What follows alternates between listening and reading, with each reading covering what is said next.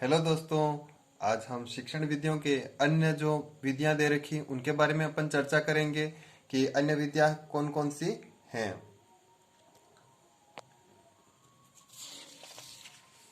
आपके अगले जो मेथड दे रखा है प्रत्यक्ष विधि। प्रत्यक्ष का मतलब ही होता है आमने सामने। अपनी आंखों से ज्ञान प्राप्त करना प्रत्यक्ष विधि के अंतर्गत आता है। यानी अपने जो आंखों से जो ज्ञान प्राप्त किया जाता है आंखों के सामने, उसको अपन क्या कहते हैं, प्रत्यक्ष विधि के अंतर्गत आता है। सर्वप्रथम सर्वप्रथम प्रयोग फ्रांस में हुआ। अगर आपको क्वेश्चन पूछता है कि यह सर्वप्रथम कहाँ हुआ है यह प्रयोग, तो कहाँ हुआ है, फ्रांस के अंदर हुआ है। इस विधि में वस्तुओं को प्रत्यक्ष रूप में दिखाया जाता है। जिस किसी वस्तु के बारे में आपको बताया जा रहा है उस वस्तु को आपको प्रत्यक्ष रूप से दिखाया जाता है। जैसे कबूतर हैं तो कबूतर का जो चित्र है आपको प्रत्यक्ष रूप से दिखाया जाता है। हाथी है तो हाथी का जो चित्र है आपको प्रत्यक्ष रूप से दिखाया जाता है। प्रत्यक्ष विधि में मातृभाषा का निषेध होता है। जो अपनी मातृभाषा होती है उसका निषेध होता है। जिस विषय वस्तु यानी आप भाषा शिक्षण करवा रहे हैं तो आप जैसे प्रत्यक्ष विधि तो यानी इंग्लिश अगर सिखा रहे हैं तो सीधा इंग्लिश में ही बात करेंगे। अगर आप उसको गुजराती सिखा रहे हैं तो गुजराती में ही बात करेंगे। अगर आप संस्कृत सिखा रहे हैं तो आप संस्कृत में ही बात करते हैं। उच्चारण की शुद्धता पर बल दिया जाता है। उसमें उच्चारण की जो शुद्धता होती है उस पर बल दिया जाता है। मौखिक कार्य की प्रमुखता रहती है। इसमें इसमें ज्यादातर जो होता है मौखिक कार्य ही होता है, ऐसा नहीं कि लिखित कार्य, क्योंकि इसमें भाषा सिखा रहे हैं और प्रत्यक्ष विधि से सिखा रहे हैं। जो भी भाषा है उसको प्रत्यक्ष रूप से सिखाया जाता है, अर्थात मौखिक कार्य की उसमें प्रमुखता रहती है। सुनने और बोलने के अभ्यास पर बल दिया जाता है। अगर भाषा सिखा रहे हैं तो उसको सुनने और दूसरी बात बोलने का अभ्यास करवाया जाता है। लेखन कार्य जो होता है गौण होता है, यानी लेखन का इतना महत्वपूर्ण नहीं होता है, ना के बराबर होता है। प्राथमिकता जो होती है बोलने को दी जाती है। प्रत्यक्ष विधि में भाववाचक संज्ञा शब्द सौंदर्य को समझाना कठिन हो जाता है। यानी भावनात्मक जो चीजें होती उनको समझाना जो होता है कठिन हो जाता है। अगला जो मेथड दे रखा है साहचर्य विधि। साहचर्य विधि के प्रतिपादन जो है किसने किया है, प्रतिपादन श्रीमती मारिया मोंटेसरी जो है उन्होंने इस मेथड का प्रतिपादन किया। बच्चों को कमरे में विभिन्न वस्तुओं के चित्र एवं उनके साथ नाम टांग दिए गए हैं। यानी विभिन्न वस्तुओं के चित्र और यहाँ पर क्या टांग दिए गए, उनके नाम भी टांग दिए गए। बच्चे बार बार उनको देखते हैं, यानी उन चित्रों को और नाम को क्या करते हैं, बार बार देखते हैं, बार बार देखते उनके साथ रहते हैं। इसलिए इस विधि को साहचर्य विधि कहते हैं। यानी उनके चित्रों और उसके जो नाम हैं उनके बीच में साहचर्यता स्थापित करते हैं, उनमें संबंध स्थापित करते हैं। जैसे कबूतर लिखा हुआ है उसका नाम और एक तरफ चित्र दे रखा है उसमें, और उसमें क्या करते हैं, नाम और जो चित्र हैं उसमें क्या करते हैं, साहचर्यता स्थापित करते हैं। तो इसे लिए इस विधि को साहचर्य विधि कहते हैं। यह वाचन शिक्षण की प्रमुख विधि होती है। इस विधि में मुख्यतः संज्ञाओं का ज्ञान होता है, यानी नाम, जितने भी प्रकार के नाम हैं उनका ज्ञान होता है। इस विधि का गुण यह है कि बालक धीरे धीरे अभ्यास करते करते अनेक शब्दों तथा वर्णों का ज्ञान प्राप्त कर लेते हैं।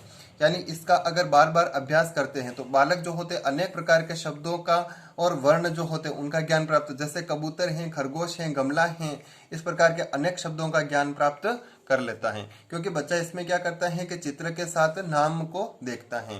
प्राथमिक स्तर के छात्र विलोमार्थक यानी विलोम शब्द जो होते विलोमार्थक, समानार्थक यानी समान अर्थ वाले शब्दों आदि शब्दों को आसानी से सीख जाते हैं।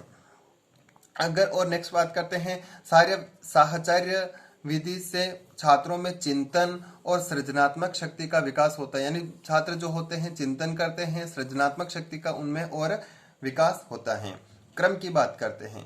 बालकों के अनुभव परिधि में आने वाले चित्र व बोलने वाली वस्तु कमरे में एकत्र कर ली जाती है। यानी जो बालक के जो अनुभव में है उसकी परिधि के अंतर्गत, जिस दायरे के अंतर्गत जो चित्र आते हैं और बोलने वाली जो वस्तुएं होती हैं वो कमरे में क्या की जाती है, एक साथ एकत्रित कर ली जाती है। वस्तुओं चित्रों के नाम कार्डों पर अंकित कर दिए जाते हैं। वस्तु हैं या फिर जो भी चित्र हैं उनके नाम जो होते हैं विभिन्न प्रकार के जो कार्ड होते हैं उन पर अंकित कर दिए जाते हैं। जैसे अपन बात करते हैं हाथी, हाथी का नाम एक कार्ड पर जो है अंकित कर दिया जाता है, एक दूसरी तरफ चित्र हो जाता है। अंकित किए गए कार्डों को मिला दिया जाता है। विभिन्न प्रकार के जो अंकित किए गए नाम हैं उनको एक साथ में मिला दिया जाता है।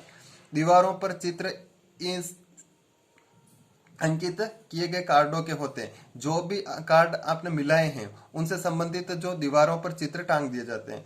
बालकों को दीवार पर लटके हुए चित्रों एवं कमरों में पड़े हुए अंकित किए गए कार्डों की ओर देखने को कहा जाता है। यानी एक बार बालक जो होता है चित्रों और कमरों में जो पड़े हुए कार्ड हैं उनमें संबंध स्थापित करता है, और दीवार पर जो टंगे चित्र होते हैं और कमरे में पड़े कार्डों के बीच बालक समानता स्थापित करता है। अगला जो दे रखा है भाषा संसर्ग विधि। भाषा संसर्ग विधि जो होता है इस विधि का जो अन्य नाम है, अन्य नाम जो हो जाएगा अव्याकृत विधि। अव्याकृत विधि प्रासंगिक विधि भी कहा जाता है और अव्याकृत विधि भी कहा जाता है।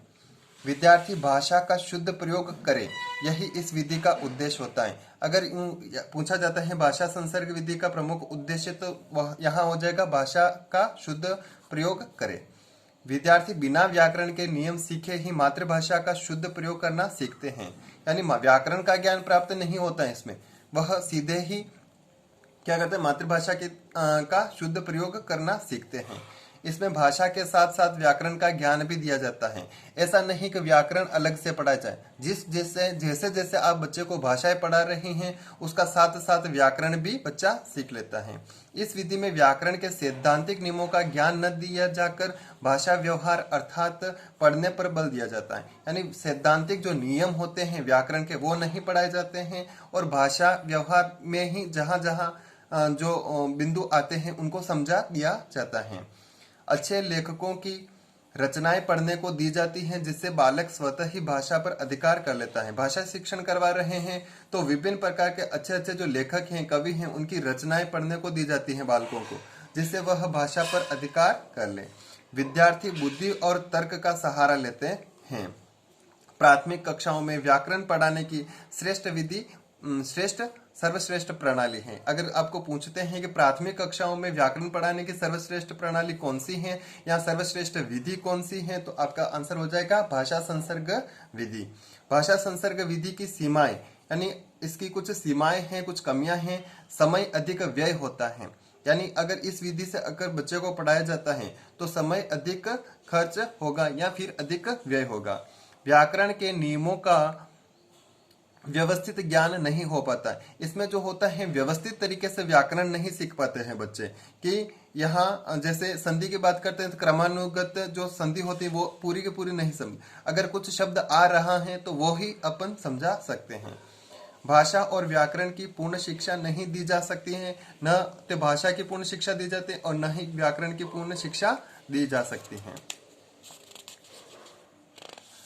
नेक्स्ट विधि जो आपके दे रखी है सूत्र विधि। सूत्र विधि में जब नियमों को कम से कम शब्दों के रूप में उसके भावों को समाहित करते हुए कहा जाता है तो उसे सूत्र विधि कहा जाता है। सूत्र विधि किसे कहते हैं? सूत्र का शाब्दिक अर्थ ही हो जाता है कि कम से कम शब्दों में जो भाव होते हैं समाहित करना होता है।